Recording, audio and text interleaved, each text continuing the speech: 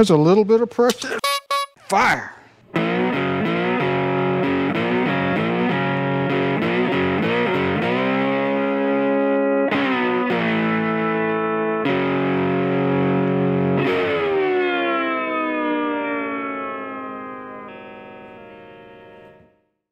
Hey, welcome back to the garage, everyone. All right, I tell you what, vacation mode has kicked in around the garage. And as I think you can see, well, I'm not in the garage. We're in the old Coachman, 23 years old and still kicking strong. So I've been doing a lot of maintenance on the old girl the last couple of weeks, cleaning up the roof, doing some sealing up there, making sure that, you know, things are good to go. We don't want any leaks. At some point I'll probably have to put a new roof on this old RV, but not this summer. I think maybe I can put it off for one more year. We did a while back upgrade, the air conditioner is going in the background there. I did upgrade the televisions. I had a CRT up here, but I went in and put in a small LCD TV, and that seemed to work out really well. Made this handy little backing plate here. I was kind of proud of that. Got some felt over a wooden frame, and the wires come through a slit in the felt, so it looks kind of, you know, it looks kind of finished, you know. So I kind of like that. I kind of dig it. We upgraded the stereo. Got a nice JVC unit in here, and got a JL Audio sneaking. You get a sneak peek of that little JL Audio amp right down there, and that rascal will jam. Let me tell you what. And we're pumping through a really nice pair of Polks up here on either side of the driver. And if you want some big sound, Polk is my go-to. I really love them. And I've got some smaller Polks back here in the ceiling. I think these are really attractive speakers. A really nice upgrade for any RV, I think. And another one right over here. But when the slide out is in, this speaker is covered, but you know, oh well, what are you going to do? This old girl's got a dinette, folds down into a handy bed. Can sleep 2 kids there if you wanted to, in a pinch. Couch folds down into a really nice size bed, and got a leather love seat here. Very comfortable unit. Little double sink. It's okay. It's not the greatest thing in the world, but it'll do. Got a 3-burner, typical 3-burner stove top here for an RV. You got a convection oven with a microwave as well. So you got 2 things in one shot there. And your standard Dometic RV refrigerator, runs on propane or electricity. So, and then the boudoir and the bathroom are in the back there. This is really a Class A motorhome. It's really meant for, you know, let's be honest, it's really meant for an old retired couple or something like that. Although I have put, you know, 3 or 4 people in it and gone to the races, and that's what we're going to do here. Now, you know, we're going to go on vacation. We're just taking 3 folks. Another cool thing I did was upgrade the lighting. So you had these chandelier looking things. They were, you know, that brass stuff from the 90s, you know, would hang down and dangle, you know. And there we go. That's what it looks like. And they're really handy. They got a USB charger underneath, which is what I really wanted, right? You know, this day and age, you got to have USB chargers, right? So we got one there and one there. And you had one of these really big Victorian era gaudy looking chandelier lights. I know some people kind of dig that because they think it's trendy or retro, and no. It looked like crap in the 90s, it looks like crap now. I swapped it out, got this is a 120 volt light, got that from the local retail big box. LEDs are the way to go. And all of the lights in the ceilings are LED tubes. Oh, I don't have the switch on over here. Let me do that.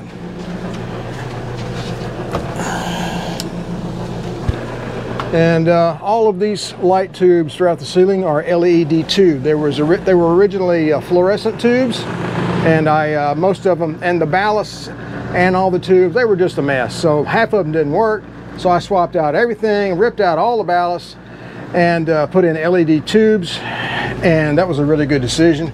And back here in the bath, you got I got swapped out, got an LED light up there, one in the shower, and one in the I believe the British call it a bog, you know. Yay, too much information. Oh, the air conditioners finally caught up. They work well. It's just a little warm outside today, so All right, folks, just a quick tour, and I think tomorrow we are headed out and we're going to hit the road, so stay tuned for that. All right, we're on the road finally. We're about an hour away from the shop here, and we're going to head up to the eastern Tennessee region, do a little Appalachia visiting. And it's a beautiful part of the country up there, so if you haven't been up that way, I recommend it. And there's a nice little RV park there that we've been to before, and it's got a new cell phone, so this one works a lot better for taking video and stuff like that. So anyway, there you go. There's your Interstate 59 North view from your Coachman Class A motorhome. And we're running about 68 or 69 miles an hour. And I got just shy of half a tank of fuel. I'll probably pull over and top it off someplace, but I really don't need to. We're getting about 10 miles a gallon usually. I believe we have more than enough to get to where we're going. So, you know, 10 miles a gallon in a big old vehicle like this is pretty doggone good. And what do we got here? The Humble Hemp Shack. Man, the world sure has changed, hasn't it? There's another Class A over there headed southbound. Man, that's a really nice one. Interesting paint scheme. And what are we coming up on? Gadsden. 2 miles. Gadsden, Alabama. I think it's about time to pull over and maybe have an old man break. All right, well, we finally made it to our campsite last night, and we got everything set up. And the old Coachman is squared away pretty well, although I got one leveling jack on the driver's side rear. Actually, both the rear leveling jacks don't work all that well, so I don't use them. The front ones work okay.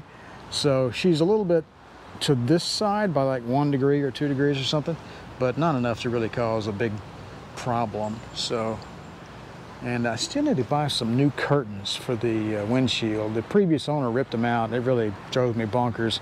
And he uses, you know, he had these things, which they work well. I just don't like the way they look. They look kind of, you know, lowbrow. When you bring your awning out on your motorhome, what you want to do is you get this end a little higher, the end near the door, you get it a little higher, and this end a little lower, so your water runs off, so you don't, you know, so it doesn't drip water on you on this end. And got ourselves a little picnic table and a little fire pit back there in the back, and we even get the street lamp, a yard, and our own tree. So that's pretty nice. And the glamorous side of RVing is always back here. Fresh water with a water pressure regulator. That's really, you need that because you don't want to blow out your water system with unregulated water from a campsite. You just never know what the pressure is going to be. You know, and the unmentionable business pipe here. And then, of course, 50 amps worth of service here plugged in. And you got folks out and about having fun. And that's what you have at, you know, when you're RVing. So actually, I just started doing this during the COVID pandemic. I'm with you. And hey, look at that, a puppy dog. Hey. I bought this motorhome during the pandemic because, well, you get the point. Everybody was buying them during the pandemic, right? So we decided to start doing the RV thing. And that was only a couple of years ago, but it seems like I've had it a lot longer, but maybe that's because I work on it all the time. So I've fixed nearly everything on it, except for the rear 2 leveling jacks. They need to be replaced. I have some in the shop, I just haven't done it yet. Let's see, over here, I think this guy, he might be newer than me, I'm not sure. Mine's a 2000 model, but actually my Freightliner chassis was made in '99. Yeah, but it was titled as a 2000 or 2001, I can't recall. This is a Tiffin Allegro bus, and this guy, he's about 23 years old. He's pretty old. So I think he's probably me and him are probably the oldest ones in the park. there's some really nice coaches here. There's a Newmar down the way, and if you're not familiar with that, Newmar is, you know, they're one of the premium brands. And there's a couple of Airstreams here too. So I'm not going to film people, you know, and all they're going about their business. That would not be appropriate, I don't think. But I'm steering clear of cars this week, that's for sure. So we're going to wind down. Everything was pretty busy at the regular job, so it was time to take a break, if you know what I mean. Let's see what we have here. We got a Mountain Air. There's a Monterey. Nice little Airstream. Now this is a Sports Coach Country Coach. Interesting. And this Integra down here is super, super fancy. Really, really nice. That's a big dollar rig right there. Very nice. Here's that Newmar I was talking about. I never really thought that I would become as interested in Class A motorhomes as I am classic cars. So that's kind of comical, I think. You know, I've always been a fan of, you know, even when I was a little kid, I was a fan of old cars running down the road. I think mostly it was because of my brothers, because they would point them out. Hey, look at that thing, and look at that, and look at that. But they never really pursued that passion because, I don't know, maybe they just weren't as interested in it as I became, you know.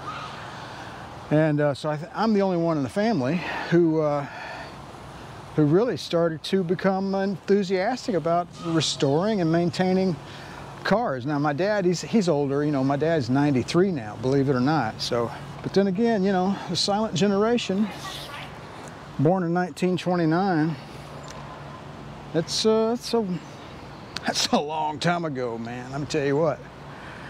Anyway, I'm just walking around here goofing off. The day is about to draw to a close, and we'll see what kind of mischief we can get into as the week unfolds. All right, so for all the kids watching the channel here, once upon a time, there was no such thing as a digital pump. Welcome to 1985. We're at the Old Mill Restaurant in Gatlinburg. Oh no, sorry, Pigeon Forge, that's right. And we had a large rain earlier. Massive, massive rain. Our neighbor's down, she said 30 to 40 minutes. 30 to 40 minutes wait. Okay, well, 30 to 40 minutes wait for the restaurant there. It just came a deluge this morning. Like, I thought I was going to start building a boat. It was bad. Bad. Aerial flood warnings, not advisories, warnings. Like, there was flooding. Anyway, we ate at a restaurant which was on a river, next to a river, and the river was swollen to within 1 foot of breaching its boundaries and getting into the city street here in Pigeon Forge. So, but no one in the restaurant seemed to be overly concerned about it. So we just had lunch. I'm gonna go over here and pick up the girls. They've been goofing off at a museum. And I think we'll probably have one more evening here in the area, and then we're gonna head on south. And back in our neck of the woods, I think it was 95 degrees today. Golly. It's like 69 and 70 here, which I love the temperature, but some sunshine would be nice too.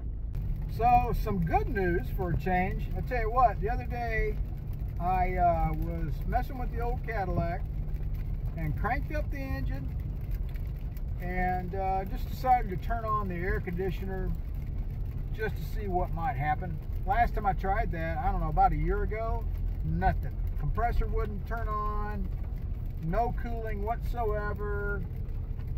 Anyway, so I turned it on. This time, lo and behold, the compressor came on and I started getting cool air out of the vents. It wasn't cold, but it was cool, and I checked it with my little laser thing. It was like 55 degrees. I was astounded by that.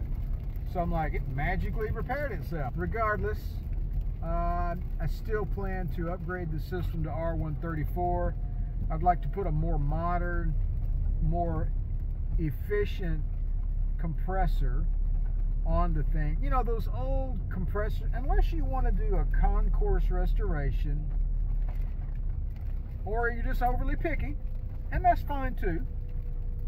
That's cool. I can be that way, but in this regard, I'm not going to be, I don't think. The old compressors, they just took tons of horsepower to run. You know, they'd take like, you know, 10 horsepower, 15, I don't know, some stupid amount of horsepower to run, and they just gobbled gas like nobody's business. So anyway, so the modern compressors, they, instead of cycling on and off, I believe they run all the time, because I believe they're variable displacement. Don't get me wrong, I'm not an air conditioning expert, but the modern compressors, I believe, do have variable displacement, so that they don't have to, you know, cut on and cut off. Anyway, they're more efficient. I believe I talked about this in the last video. I wanted to go ahead and get a Sandon style. It's a cylindrical like what's on there now, but it's not quite as long. So anyway, I still really want to do that, and I'm going to be looking at that, doing that pretty soon. I'm trying to figure out what I want to do next for a project, so it's still kind of up in the air. Yeah, Top Gear was right. Taking a picture of nature while you're driving a vehicle is pretty difficult.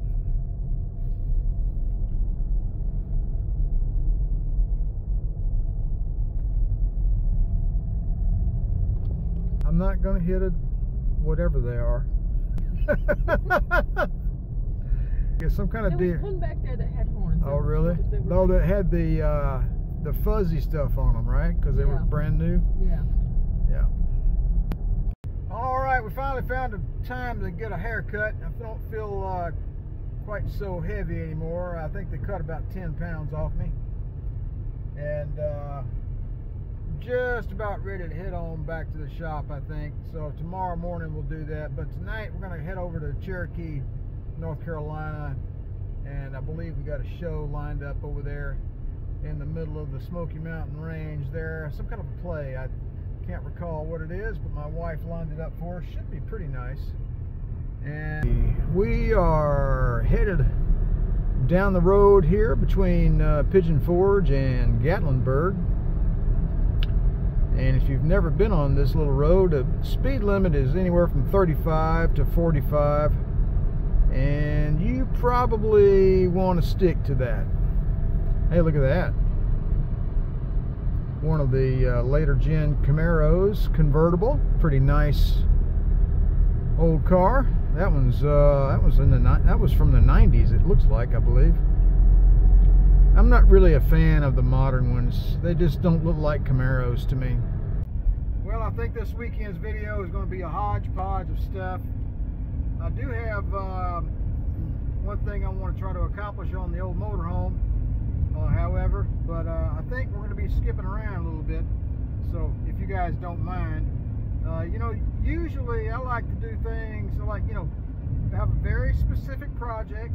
This is what we're going to fix. This is how we're going to go about it. You know, may not all get it all done in one video. Might have a series of videos.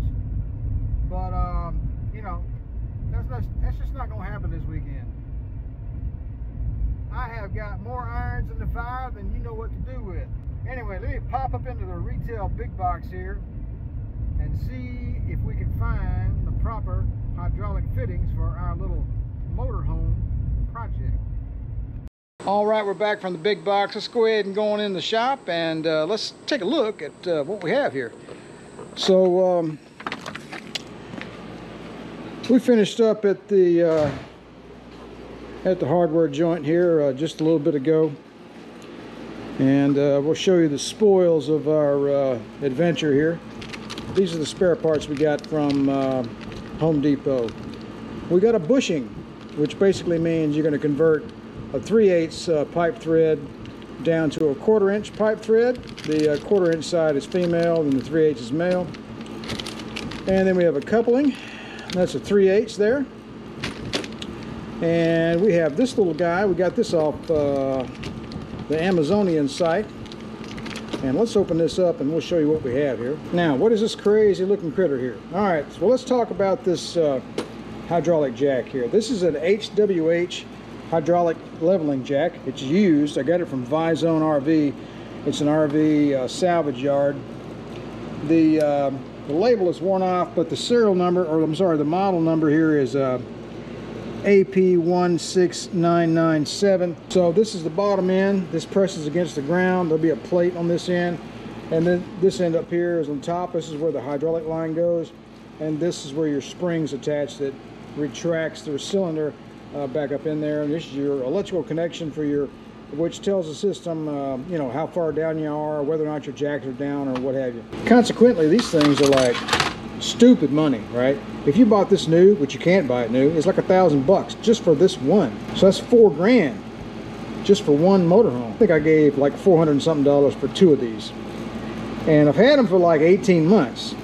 But I've had them so long, I don't know if they work or not. So I had it in my mind before I even attempt to put it in the motorhome, why can't we do a bench test on this thing, right? So that is where the hydraulic pump comes in handy here. You may recall from a previous video, we used this and created a pop pressure tester for the fuel injectors for the old 300 SD over there. Here's part of that setup here. We don't need any of this stuff here. That was used for the pop pressure testing. Ignore the noise in the background, that's the air conditioner. All right, so we do have a handy little gauge here that I installed as part of the pop pressure testing. It only goes up to, let's see what it goes up. It goes up to 3,000 PSI. You know, I'm not sure what kind of pressures we're talking about for this thing when you raise a motorhome up. I'm not really concerned about that because, you know, I'm not really concerned about this pressure gauge only going up to 3,000 PSI because I'm only going to do a bench test. I'm not going to raise a motorhome.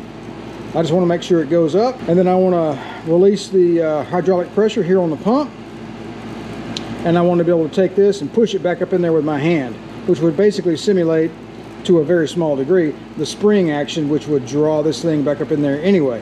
Because really, you don't have an issue with these things going out. Even the ones that are crap or messed up on the motorhome, they actually go down fine. It's just they don't retract. And it's a real bear to get them to do so. So that's the reason why I'm changing these out. All right, so we'll talk more about that here shortly. All right, so what do we have here? All right, we got this hydraulic line that connects to the top of the ram here. And if you take a look at this, this is called a JIC, J-I-C fitting. It has a 37-degree tip on here. And the way you measure this fitting is you measure the diameter of the outside diameter of the threads, you know, across there. So if I took that measurement with my micrometer, it was 7/16, and then you could just count the threads per inch, and you got 20, or you could use a thread gauge. Anyway, so this is a 7/16 by 20 threads per inch JIC, J-I-C fitting, and you can tell that by this highly beveled tip. Over here, it just came like this. I don't think we're going to need, there's only one line going to the one in the motorhome, so that they just capped that off. I'm not sure why they just didn't put an elbow, but anyway, we'll find out later. Maybe I need to use that, maybe I don't know. My problem was, how do you connect this 7/16 by 20 JIC to this hydraulic hand pump? Well, there you go. I've got this gauge here. That's a 3/8 pipe thread right there. Now, when I bought the pump, it came with this big hydraulic hose, and it has these big 3/8 pipe thread ends on it. So one of these will screw into there, and the other one needs to go down here. So very simply, how do you do that? Well, you go ahead and do a little research. So I found this on Amazon. This is a 7/16 by 20 JIC female swivel to a 1/4 inch NTPF pipe thread. So this little guy will go on here, just like that. And then I went to the big box and bought the coupling, and I bought the bushing. All right, so we got our JIC to NTP adapter in there. They call this a bushing. So that's your 1/4 NTP threads in there. So if you tighten that down well, that really firms that up. Okay, anyway, so you got your bushing on there, and then you got your coupling on here. You know where this is going. I'm just saying, it took me a little while to figure out this whole affair. Anyway, so then I'll take my hydraulic hose and run it from there to there, and we'll go ahead and drain out the diesel fuel from the Mercedes pop pressure testing fiasco, and we'll pour in standard automatic transmission fluid in there. And I'll probably, I think there's a bleed on this thing somewhere. Yeah, right there. I think that's a bleed. I may fill that up, or I may just pour it in the end. I don't want to take this T out. I may go ahead and just fill it up right there. Or I may just put it in here, pump this up, loosen that, and bleed all the air out that way. I don't know. I'm just figuring this out as I go along. That's the basic setup. We need to figure out whether or not this hydraulic jack is any good or not. So let me go ahead and pour the diesel fuel out of here, put the trans fluid in there, and get this whole affair set up, and let's see if we can make this hydraulic jack work. All right, I've got some basic transmission fluid here, which that's what they're running in the hydraulic system in this RV. So have I read the service manual and to figure out whether or not that is the exact precise fluid to run? No. Am I going to run what's already in there? Yes. If you didn't know, if you're a non-Mercedes person, this is what Mercedes-Benz used to run in their cars in the 80s for power steering fluid. And this hydraulic jack holds a bunch, that's for sure. Holy cow. All right, let me go ahead and fill this thing up, and I'll be right back. All right, I got it filled up there, and let's go ahead and make sure this thing actually functions. And let's see, how do you use this thing again? I don't remember. I'll be honest with you, I can't remember how this thing operates. This knob here, I think that backs off. That basically opens up the system. And that does, you know, that, there we go. It's doing stuff. Then you tighten it up. And that's your pump mode. Let's get the hose set up. And here's our hydraulic hose. Let's go ahead and get this guy in there. Round and around we go. Well, that's not ungainly at all, actually. All right, so hand tool rescue to the rescue. That guy's a nut. Anyway, I like this classic wrench he made. My wife bought it for me for Christmas. And we'll just snug that down. That should be plenty. Clearly this setup is completely ad hoc, as you might say. I think I've got to put all this stuff on the big hose first. So let's do that. I bought one of these wrenches from my buddy of mine for Christmas. And he's like, man, I really dig this antique wrench you bought me. I'm like, dude, it's not an antique, it's brand new. Well, why don't you just use a regular wrench? Because I don't want to. I like this one. That should be good. I don't think this is going to take, like, you know, it's just a bench test. I think it'll be okay. Now, have I done anything else? I've like rushed through this because I was just really anxious to see if any of this nonsense would work. So that's what we're doing. I think I'm missing something. It's not doing anything. So let's turn this knob back the other way. Let's see what that does.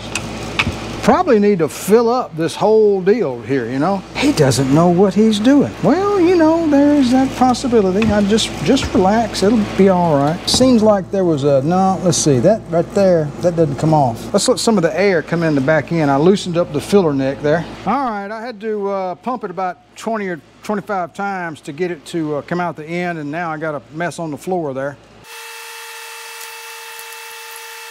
Do a little expert cleanup there with the shop towel. That'll be fine. We'll wait for the sparks later. Let's go ahead and replenish some of that ATF that we lost. And we made a big mess because I'm in a hurry. I'm not normally in a hurry, but I'm just kind of excited about this actually. Why? Because I want to get these leveling jacks replaced, and I've been kind of dreading it. Pardon me while I clean up my bench. Let's see what happens here. All right, I got that tight. Now we're just gonna go easy here, you know what I'm saying? Boom! You can't see the gauge, but it's still on 0. All right, so I took the cap off of this T here.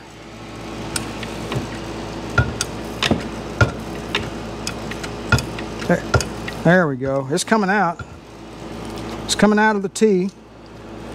So let's cap that off. Probably need to bleed this thing. There's a bleeder. I'm assuming this is a bleeder. Yeah, it's a stuck bleeder. Let me go ahead and get a socket for that. 7/16.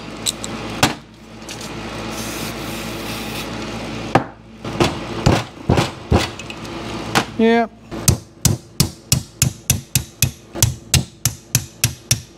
A little rust on that. Hopefully I'm not tearing it up. I don't even know if this is the bleeder. I can only assume that it is. Looks like a bleeder to me. All right, let's see if we can get some fluid out. Let me tell you what, if you tuned in to watch this over the weekend, you done something. I guess I could just pour some in there, couldn't I? Let's try that.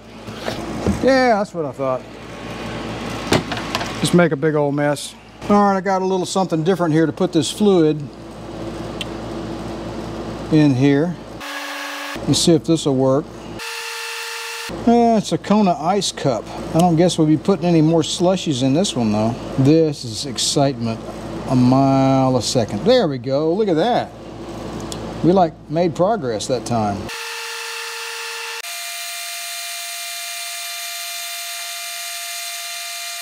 So eventually I was able to get this thing filled up. You have to tilt it back this way and tilt it back that way and fill it slap full. Not that I know what I'm doing, mind you, because I don't. So, you know, let's keep that in mind too. I still haven't got any pressure to build. The pump may be bad.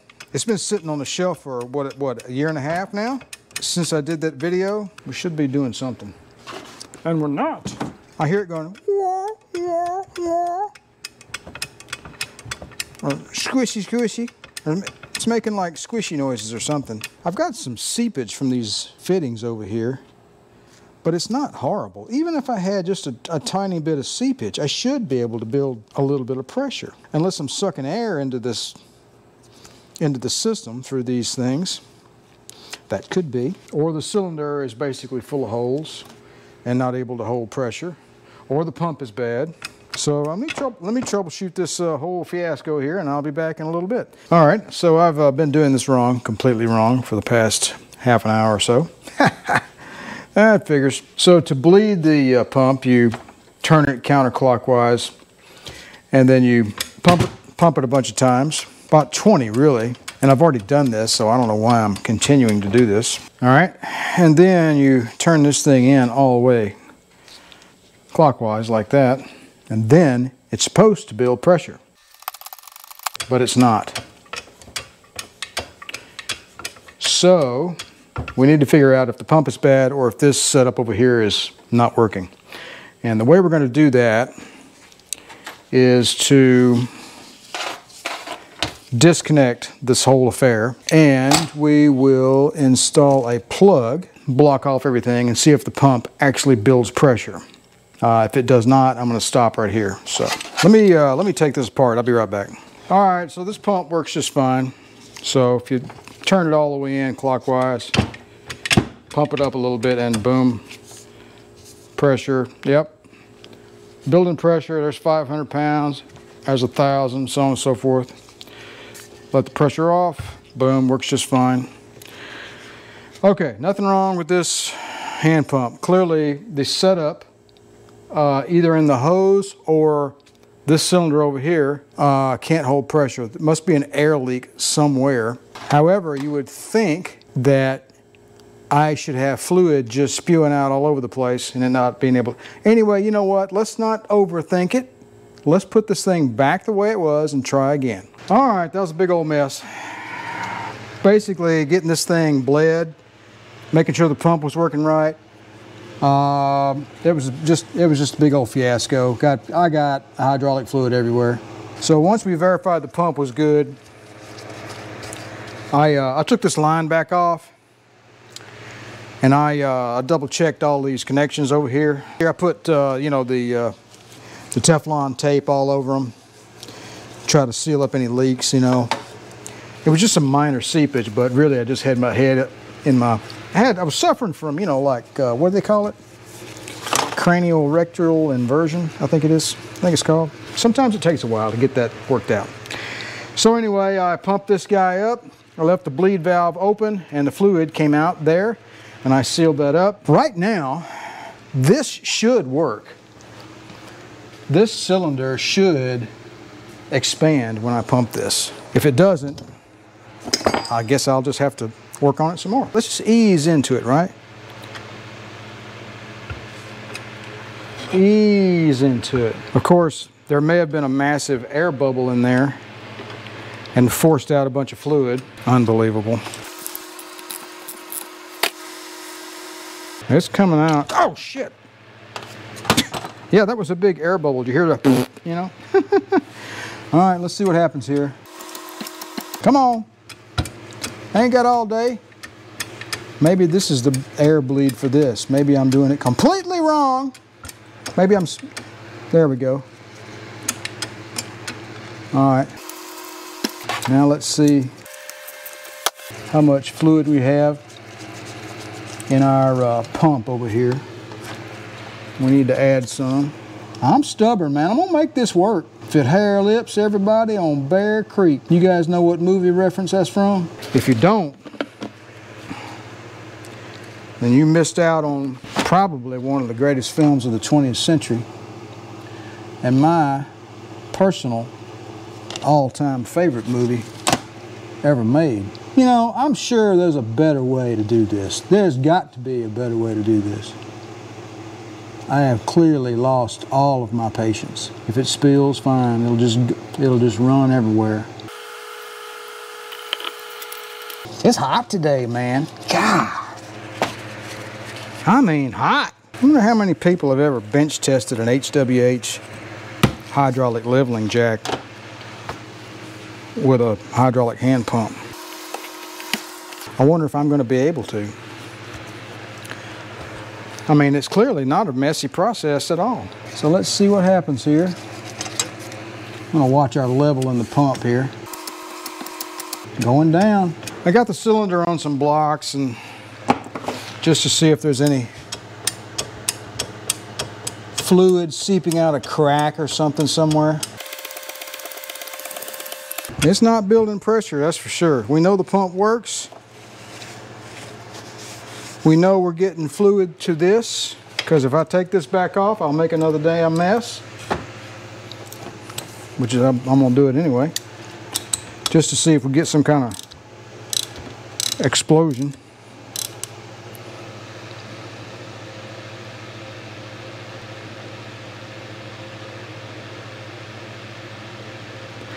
There's a little bit of pressure. Shit, fire.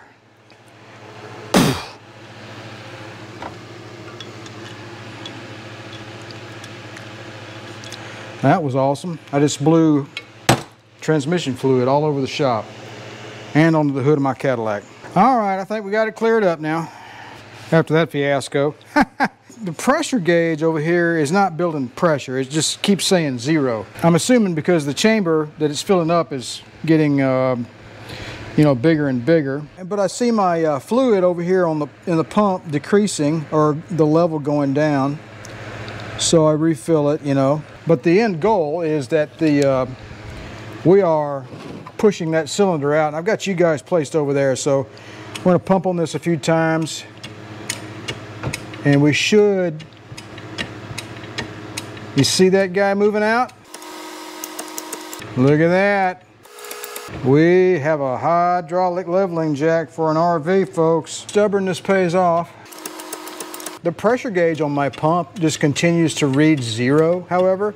So the amount of pressure it takes to just press this thing out at, you know, with 0 resistance clearly is, you know, none. It may be reading 5 or 10 pounds or something. But it's too low for the gauge to read, I think. So the gauge is graduated in increments of 75 pounds. So clearly we must be less than that. So I think what my goal here is to fully extend this hydraulic jacks, and I will keep filling this hand pump all the while as the level goes down with my little Kona Ice cup. If you don't know what Kona Ice, it's a snow cone company. I'm assuming only here in the Southeast. My wife is crazy about it. Don't tell her I'm using a Kona Ice cup to pour hydraulic fluid in a hydraulic pump.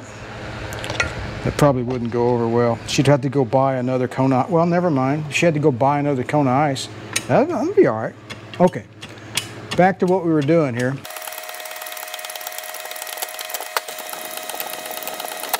I wonder how much transmission fluid is going to be needed.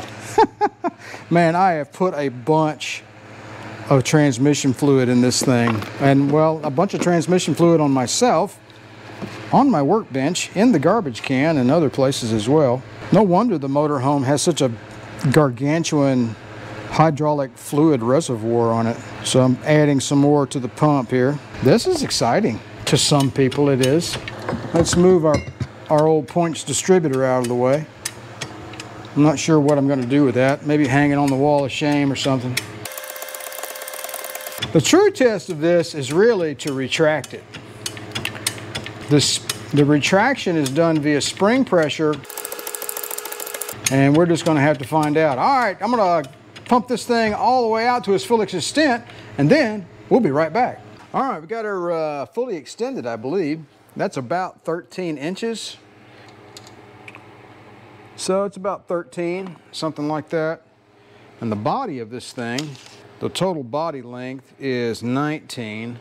I'm not sure how much of that is overhead. In other words, you know, how long is this really supposed to be? What I did was I kept pumping and kept refilling fluid and got all the way out to the end. And I felt this thing start to build pressure, you know, slight pressure. And this wasn't moving anymore, so I'm like, okay, well, that must be the full extent of the travel. I'm gonna go elevate my front jacks on the RV, measure the distance of that cylinder against this one, see where we are, and then make a decision if I want to move forward or not. Hopefully it'll be positive. And then after that, I think what I'll go ahead and do is disconnect the hose from the pump, take this in and put it into a bucket of transmission fluid, turn this thing up on in, grab the cylinder and try to pull it down and make sure that I can pull it down and that, you know, the fluid runs into the jug and it fully retracts, and then after that I know it works. So all right, let's move on. All right, let's go ahead and turn our chassis on. And pardon the mess, leftovers from vacation. There we go. Ignition on. Let's turn the radio down. Let's turn on the leveling system. And let's elevate the front end, the arrow going up. This is the front, and that's the back. And we're going up. I'm just going to take it to the fullest extent. Oh shoot! the RV's on a slight grade. All right, take two. I put some wood underneath the right-hand side because the driveway's on a little bit of a slope. Let's try again.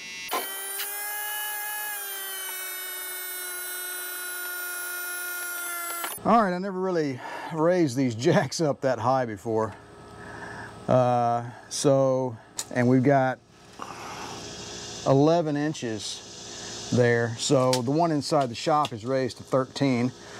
I'd say that's more than enough because I'm not going to raise this thing anymore on my driveway. That wheel over there is up off of the ground, and that one is almost off of the ground. So that's all I want to do comfortably here. And you can see that the front is way up in the air. Of course, I haven't done the back. Anyway, I just wanted to make a comparison. Let me go ahead and lower these, and then we'll move on. All right, so let's let this old girl down. Look out below! That sounded kind of corny, didn't it? Well, anyway, there we go. And you hold the button down for a little while longer. I don't know how long, 10 or 15 seconds or whatever, and let the springs retract the cylinders. Hey, look at that. See that light? It just went out? I think we're done there. These other red lights denote that the coach is not level. That's what these red lights mean. So, my driveway's a little off. So there you go. Anyway, all right, let's move on. Let's get back in the shop. Got my bucket elevated a little bit. There we go. This, I don't advise doing this. This is just stupid. Just don't even bother with it. So let's, there it goes.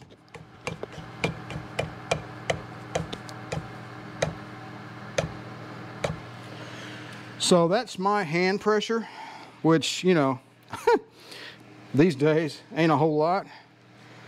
He's an old man now. So the spring pressure offered by the motorhome, there's these big old springs, right, on either side, and they'll put a lot more pressure on this thing than I ever will. You know, you'd think, oh, it'll be nice. It's a hydraulic cylinder. It'll be like smooth and stuff. Nope. It's not like that.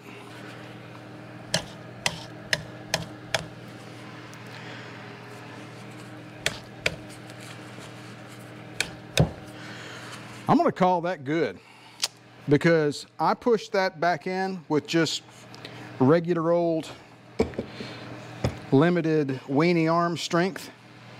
Granted, it wasn't smooth, but that's only because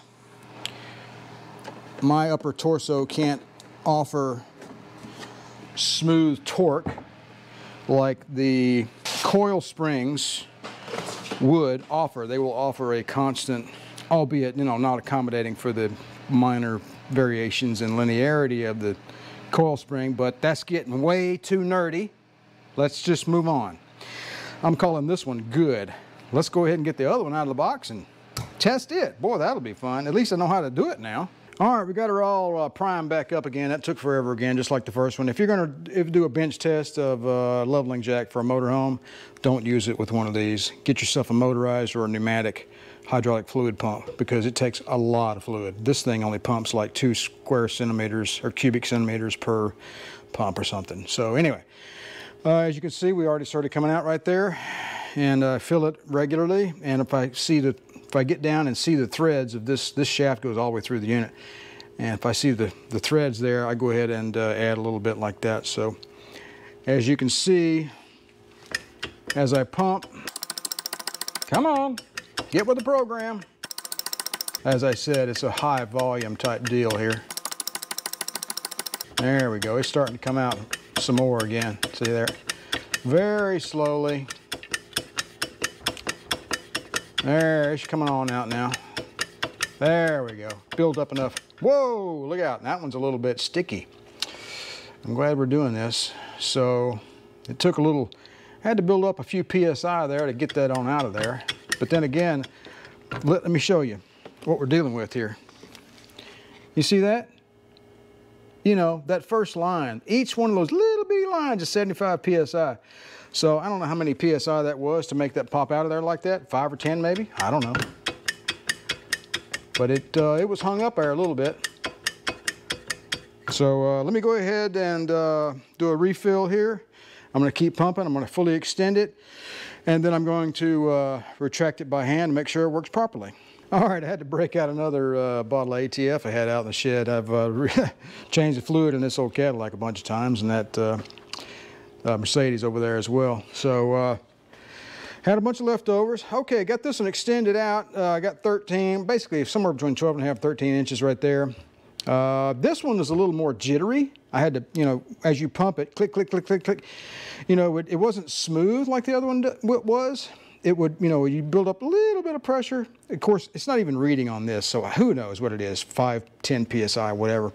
And it would shoot out maybe an inch or two or whatever. I'm hoping that's not gonna be an issue because when you put it on the RV, you got a hydraulic, and you got an electric hydraulic pump that just steady putting very high pressure into this thing. So me doing with the pump thing is offer an erratic behavior. So that's the current theory. So let me go ahead and disconnect this whole affair and try to pull that cylinder down by hand to make sure it can be retracted without any trouble. All right, got the workbench cleaned up there a little bit. Thank you, Super Clean. And this little piece of metal here is kind of a lifesaver, really. I'd like to do the whole bench, but that'd be like $1 million. So, and I'm cheap. And cleaned up my floor too. I tell you what, you want to clean up the oil off your floor, you know what? There's no reason to buy expensive oil dry, although I do have a bag over there. Just go to the, you know, Wally World and get the absolute cheapest bag of non-clumping cat litter you can buy, and it's dirt cheap, and that does a fantastic job on cleaning up your floor. So anyway, where do we stand? Don't forget your Gatorade on a hot day, folks. All right, so this one here, that's the first one we did. It's on standby mode, and we're going to put that one on the RV, and using my steps as a staging area. And that one over there, as you can see, you see that sliver of silver there? That's as far as I could press it down physically with my arms, my weenie arms. Maybe the springs on the RV will fully compress it or retract it. I'm not sure. However, when this one extended, it didn't do it smoothly. You would pump it up a little bit pressure, 5 or 10 pounds or whatever, and it would shoot out in like 2-inch increments. So, and finally I got it out to the 13 inches that this one fully extended to. So it does work. It's just not as good as this one. And I think this would be, I'm gonna keep this one in standby for a little bit. I think this guy is up on deck next. He is going to go in the passenger side rear. The one in the passenger side rear is a complete basket case. It goes up, but in order to retract it, you have to put the entire weight of the RV on it to retract it, using blocks, letting out the air and the suspension. It's a mess. It takes like half an hour. This guy here is going to go on the right rear. However, I am not going to do any of that today. It's too daggum hot. It's like 95. The heat index is a little over 100. And there's just no sense in me getting out there and risking a heat stroke putting that leveling jack on the RV. I'm going to save that for another day and for another video. So to review, we successfully bench tested the HWH leveling jacks for the old motorhome using the hydraulic hand pump you saw earlier. Would I recommend that process? No, I would not. It is a process, but clearly I think you need some sort of electric or maybe a pneumatically powered hydraulic pump to do it quickly and efficiently. The hand pump, it generates tremendous amounts of pressure, but it doesn't generate the volume that you need for these leveling jacks. So we've made it work. It took a little while, but we were successful in the end. All right, folks, that's all for now. I appreciate you guys stopping by the channel.